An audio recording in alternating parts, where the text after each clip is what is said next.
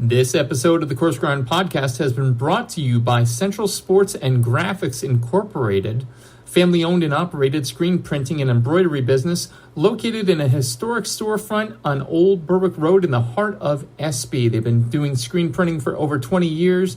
They have high-quality product at a low price. Be sure to check them out. Central Sports and Graphics Incorporated, 570-784-1212. Now, on to the show. Hey everyone, this is Brian Voltaggio, and you're listening to me and Sean Rossler on the Coarse Grind Podcast.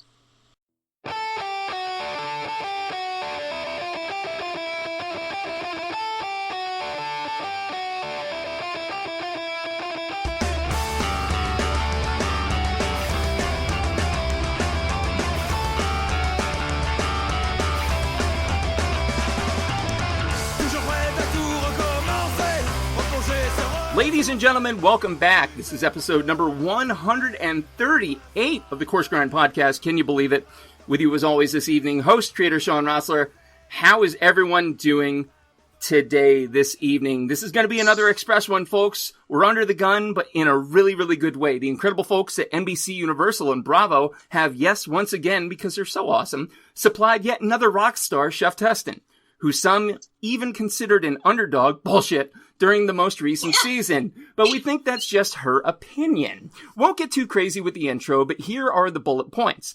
Tonight's guest worked at several restaurants, including B&G Oysters, Stir, and at Barbara Lynch's flagship restaurant, Number 9 Park, as a sous chef. In 2015, she became the executive chef at Fairstead Kitchen in Boston. How you, yes you, good listener, might know her. She competed in season 10 of our beloved Top Chef, placing 7th in New Orleans. I call BS since she was eliminated due to another competitor's mistake, but history is what it is, right? She came back for season 17 All-Stars LA and was a finalist. In 2020, our guest launched an awesome mini online cooking show on her Instagram called My Shitty Little Kitchen. Love it.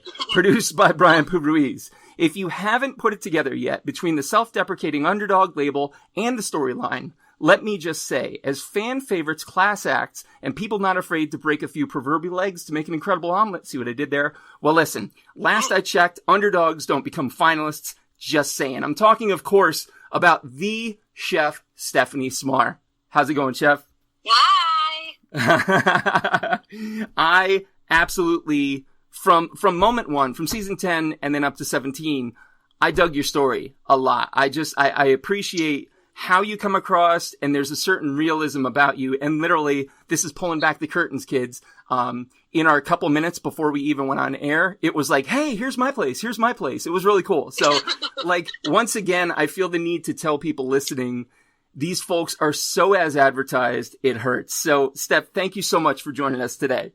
Oh my God, thank you for having me. Absolutely. Folks new to the program, folks with terrible short-term memories like yours truly, we're going to have starters, mains, and afters. Starters, we're going to talk about where the chef in question came from, their backstory, if you will. Mains, we'll talk about what they're doing, what makes them tick today. And finally, afters, we'll get a little bit more into some irreverent questions, a little bit more off the cuff, but no one's been injured in 137 episodes, so I don't see it happening today. Without further ado, Chef Stephanie Cmar, tell me about where and what you grew up eating.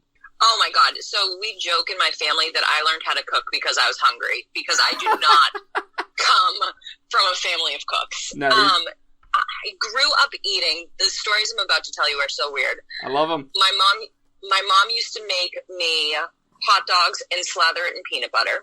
That was one of her specialties. And then her other one was spaghetti with Prego and ground hamburger meat. But when she wanted to get all of the tomato sauce out of the jar, she would actually put in like a splash of diet ginger ale and swirl it around and add that to the sauce. I was just going to ask you if she put some of the ground meat in and shook it around. It's kind of like when your shampoo's empty and you put a little water in to get the remnants, but that takes it to a whole different level.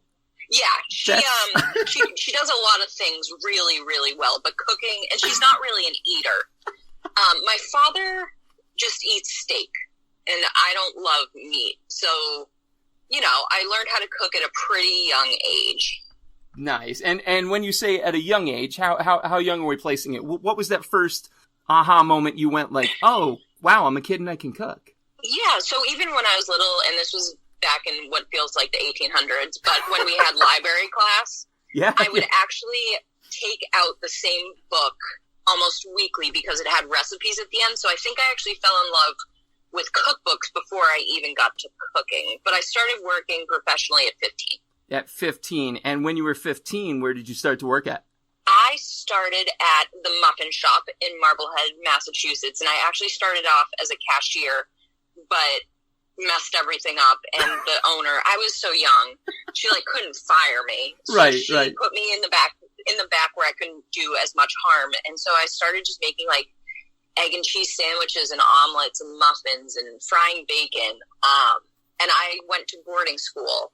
So this was my summer job. And when it came time to apply to colleges, I'll never forget the lady, Mrs. Richardson. She's like, what do you want to do? And I was like, I think I want to cook. And my parents were just so, number one, they paid $1 quadrillion for my education, but they were so happy that I had a vision of what I wanted to do with my life. Yeah. I did.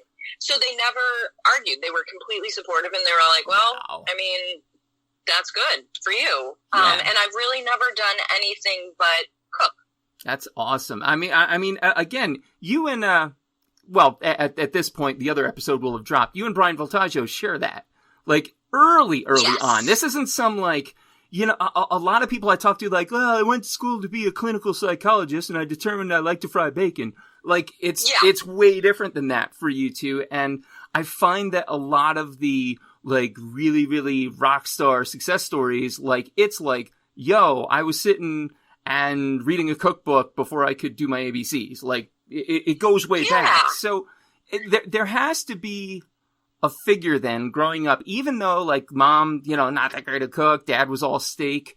Was there a figure in your life who was kind of a culinary influence, who kind of nudged you in that direction? It's so funny because I do not cook this cuisine, but Martin Yan of Yan Can Cook. Yes! Mm-hmm. Yes! That was my jam. Remember when he used to chop super, super, super fast? Stop. Yeah. All right. He was my guy. Oh my God! Wait a minute. Was he on your season 10? Was he a guest judge at all? No, I would have died. You would have died. No, for real. I've told this, and people who subject themselves to listening to more than one episode are going to be bored of this. When I grew up, I was the weird kid. I never watched cartoons or sports. I watched public television. So Yan Can Cook, The Frugal Gourmet, great chefs Gourmet. Of the fill in the region. They were my jam. That was such a sick show. Yes. The great chefs. That was the sick when they went into the actual restaurants and they did their signature dishes. Yes. That kind of predates what I think Top Chef is doing. I mean, it turns it into a competition, but it's so real and it's so front line. Even though mom, not that great, at the cook thing, are there dishes that you think back to even now, successful as you are? Are there dishes you think back and go, man, I really miss that, or it gives you kind of a tug at the heart? Oh my God, the veal from the finale. Oh yeah? Nice. Good call. Yes. I've definitely had a lot of misses before, but that was the first one just because it was being judged where I'm like, oh man. But, right on. I mean, whatever. I just won't make it again. Exactly. And that's fine. So, again, just like, Brian, just like many others from an early age, here you are coming up in it, evolving into it, one track, and your first gig as a sous chef was at Number 9 Park with Barbara Lynch, correct? It was actually B&G Oysters. Oh, I'm sorry, B&G Oysters. That's right. Yeah. What was that? I mean, so young. Yeah, was it a big jump for you, or did you feel comfortable making that leap? I felt pretty comfortable. I was I just assumed that that's how careers were supposed to go. Nice.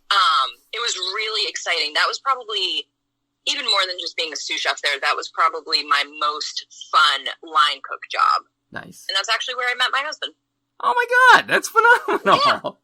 I hired him. You are so how often do you hold that over his head? I just asking for a friend. It's like the first fact that I ever tell everybody. I'm like, just so you know, if you want to hear a love story. Just so you know, I hired him. That's awesome. I hired him. We awesome. remember it very differently. Yeah. So B&G Stir, Number 9. Fairstead is your first exec chef. So again, talking about the leap from sous to exec, what did that feel like? Oh my God, it was so overwhelming. I bet. Fairstead was an amazing restaurant with amazing employees and owners and whatnot, but it was actually the job where I realized that the traditional route of restaurants wouldn't be my ultimate path. Okay. Just because, honestly, it all came down to your biggest stressors are really staff retention.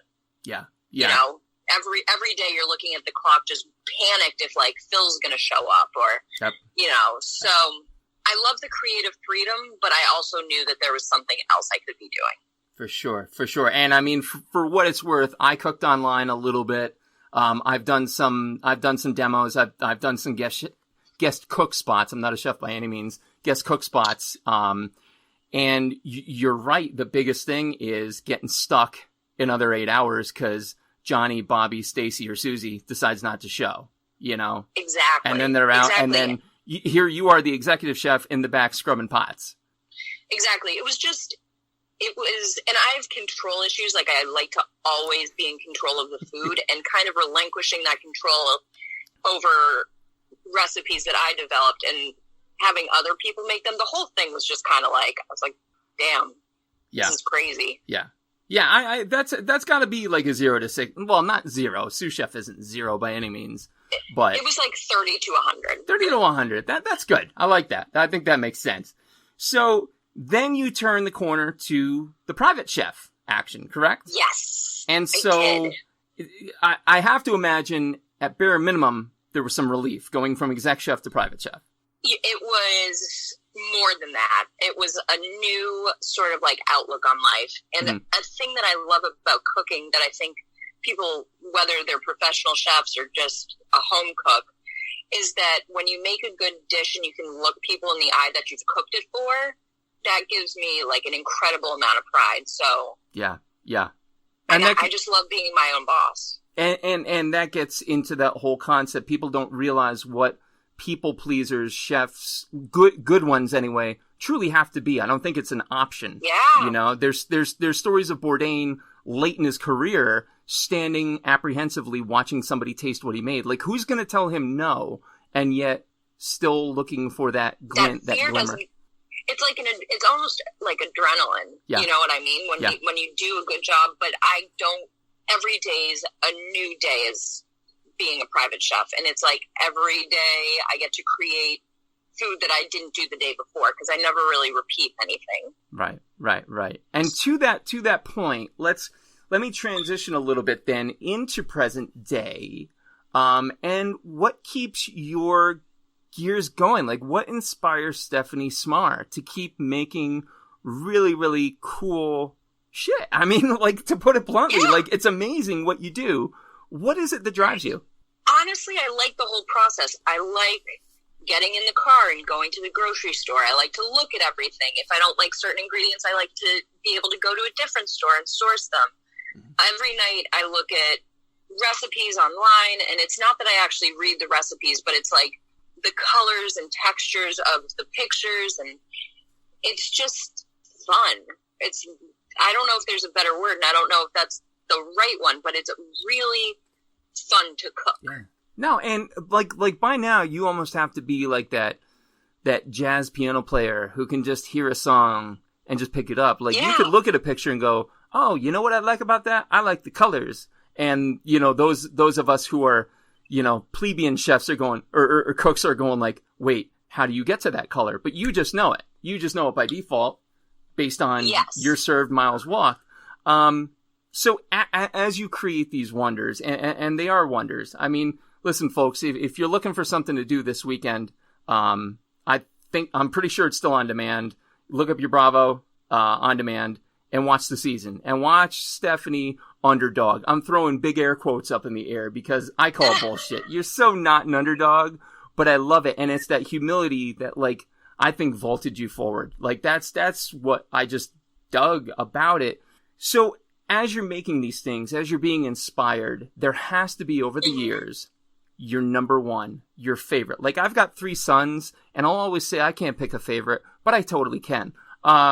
with that in mind, is there a dish over the years that you go, that's the one, that's me? Oh, it's such a tough question. You know, and it wasn't originally my dish, but I do this mussels with a tomato broth that we thicken with a liaison, which is like egg. Yep. And spicy pepperoncini and tons of herbs. And it's one of those dishes that, like, I think really represents me because it's very bright. It's very vibrant. It's got a lot of different flavors, but that's the one that I always kind of go back to. And you just actually made me think I have a dinner party that I'm catering remotely, and I think I'm going to make that for them because it's such a hit. Oh my God, I just inspired a dinner party with Stephanie Cmar. Yes! This is going on my resume. I'm writing in my notes right now. Awesome. That's awesome. So with a favorite, there has to be the downfall. And I know we talked about the veal before. Yeah. But is there a swing and a miss that you think back to and you're like, never again, never again? Yes. And it was recent, right before quarantine started. My husband and I were doing a cooking demo, and I was like, Melissa had inspired me with like the XO sauce, and I was like, okay, so I find this recipe, and I'm like, okay, go to Chinatown, get all the ingredients. It was so disgusting. Like, I can't even put into words how foul it tasted. Nice. Like, foul. I mean, not nice, but like, I think those of us who are, you know, hobby cooks, we kind of like to see that humanity sometimes. Like, even Stephanie Cmar has a miss now and again. Oh, it was disgusting. I looked at David and I was like, I've never described a taste as fuzzy, but that's what this is. Fuzzy? I don't even want to know what it tasted like. It was fuzzy. It was just bad. Right on. That was bad. And also, like, right in the very beginning of my career, this was when I still thought that, like, hollandaise came from a powder. So I wasn't even in culinary school yet. Oh, my God. The chef at this bar was like, make a special. You can use anything in the walk-in. And I'm like, okay, cool. You know, like, this is, sure, yeah, I got this. I'm in, like, an ultimate panic, but great. And I made a lasagna repurposing the powdered hollandaise. So instead of a bechamel, I used powdered hollandaise. Don't do that. Yep. Don't do that. That one was really bad, too. No, please don't. We didn't sell it. All right. Well, I didn't imagine you would, but yeah, I guess that's worth clarifying. So, again, those misses aside, looking at your career, looking at what you're doing now with My Shitty Kitchen, what's coming up next for My Shitty Little Kitchen? Which, by the way, folks on the Insta, you hip kids, at _ My Shitty Little Kitchen. Okay, just so everyone knows, and we're going to plug that again later on. What's coming up for it? It's so like rad. It's so COVID. I don't want to coin that term, but there you go. It's so COVID. And you know what? That wasn't the intention when I started it. Wow. It was just like, I thought of it a couple years ago. So right now, and in probably the next couple weeks, I'm going to release a website that the producer of the little series is building for me so that people have a way to reference old videos and recipes. I'm still waiting on like a major network to call me. So if anybody's listening, you know, give your girl a little buzz. Me too, if anyone's listening. But anyway. Yeah, exactly. But so it was just one of those ideas. When David and I moved into this apartment, we were both full-time in restaurants. So it was like the kitchen's shitty, but we don't care. You know what I mean? Like, we're not going to cook at home. And then as I transitioned into private chefing, I was home more. Yeah. And I was like, oh, this sucks. And it's ugly as sin. And so I was on a business trip in Minneapolis, and I was like, I think I was drinking wine, and I was having a time and telling my stories, and I was like, I'm going to just make a web series called My Shitty Little Kitchen. And as soon as I linked up with Brian, he's 25, so he's like a kid that actually understands how to do this kind of stuff. Nice. He and we just have so much fun with it. And so this week, we're going to release part 1 of Being a Private Chef, which we released earlier, but like your girl didn't have time to film this week. So we're going to release that. And then the second one is going to be actually like what the day in somebody's kitchen looks like. And it's a very beautiful kitchen. That's awesome. That is awesome. Yeah, that is awesome. Please definitely keep us here in the loop. You know, we want to put I always kind of half joke, but I'm half serious. Like, look, this show's, you know, big part interview, small part commercial. So I love helping whoever I can out with whatever I can. Thank you. And that sounds rad. That's awesome. And I'm sure, much like you, it won't be an underdog. It will be a raging ass success. Let's jump into the afters. Again, a little bit more irreverent, a little bit more off topic, but a little bit of fun for those of you looking to get in Steph C's head just a little bit. I'm standing in your kitchen. You can pick professionally or at home. What music am I listening to? You know, okay. I mean, this is a podcast. You're listening to a podcast. Nice. Yeah. Nice. So, because I'm in people's homes, and even when I'm here, music sometimes like dulls my senses. Like I can't hear things sizzling or like whatever. You know, it's a very auditory experience cooking. So I typically listen to podcasts because it's not the constant noise, and I absolutely love murder podcasts. Oh my God. I'm typically listening to murder as I cook people's food with love. Have you caught Serial yet? Oh my God. That's what got me started on this. I have to show you when we hang up. I have a picture with the producer of Serial. Stop it. And the tag I put on it was the most listened to and least listened to podcast in the world in one picture. And it was me and her. That's awesome. She was awesome. You're just as self-deprecating as I am. Absolutely. See, there you go. No, that's cool. All right. Fictitious scenario. You're going to be stranded on a deserted island. You can only bring 3 foods or food type items with you, be they condiments, supplies, equipment, whatever. 3 things. Mm-hmm. What would they be and why? Unlimited supply through the magic of imagination. What would they be and why? A grill. Nice. What? That's such a tough question. Because if I'm on an island, I can go fishing, so I won't bring fish. Right. I'd salt. Right. And something luxurious. Caviar. Love it. Absolutely. Yeah. Oh, Brian was all too happy to be like, well, I'm a forager and I like foraging, so I wouldn't... Oh, shut up, Brian. Of course he's a forager. Exactly. Of course. The other day he told me a story. He was like, for the finale, he was like, we were camping, so I watched it on my computer, and I was like, thought about it for a second, and I was like, Brian, camping doesn't have Wi-Fi. I was like, that was not camping. Exactly. Like, that was glamping, as we call it. That was glamping. He's the cutest, though. I love him to death. Yeah, absolutely. All right. Have you had a chance to catch Melanie Denea's book, My Last Supper? Ever seen it? Ever read it? No. So it's a really awesome coffee table book with 50 famous chefs, and she did a follow-up. I own it. Oh, okay, you do? Sorry, I've got 5 billion cookbooks. Yes! Okay, cool. So that's where the inspiration for this format came from. She's got a set number of questions with a featured chef. And so they all kind of circle around. You're checking out. It's your last meal. What would it be? And so, Chef Stephanie Cmar, I ask you, last meal, what would you eat? What would you drink? Who would be there? New Zealand Sauvignon Blanc. God damn, that's specific. I love it. Girl knows what she likes. Damn straight. Chicken parm sub with a side of spaghetti with like traditional marinara, like gravy.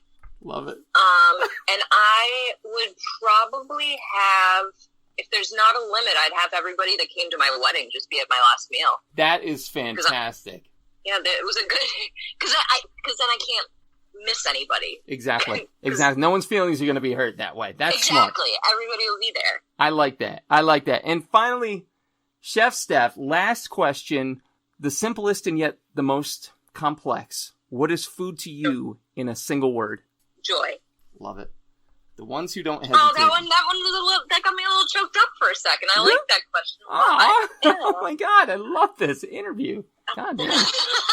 We should hang out more often. I know. I'll wear my hat. I love the hat. Listen, listeners at home, I may or may not have screenshotted me and Stephanie on Zoom, and it was an awesome picture because her hat kicks ass. So I might have to share that. That might be the episode picture. Who knows? I can't be sure. Oh my God, I love that. But right before I got on the phone with you, I was on the phone with my best friend Kristen Kish, who won season 10. And we were joking about, because I thought that you were going to actually see my face. And I was like, Kristen, this is a bad angle. And she was like, that's a really bad angle. And I literally took some screenshots of me like in a tree trying to post up. So I was prepared. There are no bad angles and there is no underdog on this call. I'm just going to tell you that straight away. Man, Stephanie, I appreciate it more than you know. Thank you so much. Some plugs running down the line. Look for very soon part 1 of being a private chef. As part of the @_my_shitty_little_kitchen Instagram project, which is phenomenal. You can check out Steph also on the Insta @StephanieSmar and on the Twitter feed @StephanieSmar as well. Any plugs I'm missing? No, that's it. I like to keep things simple. I love Stephanie Smar. Simplicity is key. @StephanieSmar on pretty much everything. Stephanie Smar, thank you again. Ladies and gentlemen, this has been episode number 138 of the Coarse Grind Podcast. With me this evening, the incredible, just uncomparable Chef Stephanie Cmar. Our producer, as always, has been the lovely, voluptuous Johnny Leland Robinson, a.k.a. the Reverend Johnny Lamoria. And next episode, who's up for some wellness? Stay tuned.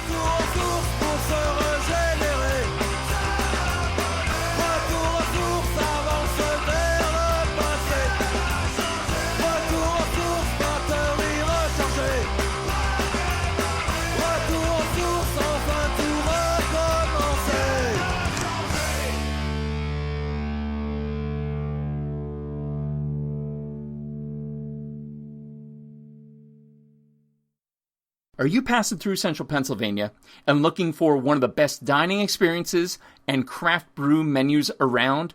Look no further. Turkey Hill Brewing Company and 991 Central Road in Bloomsburg, PA has everything you could ask for and then some. Service, food, beer together. Unbelievable. Be sure to check them out. Call them today for reservations. 570-387-8422. Call today.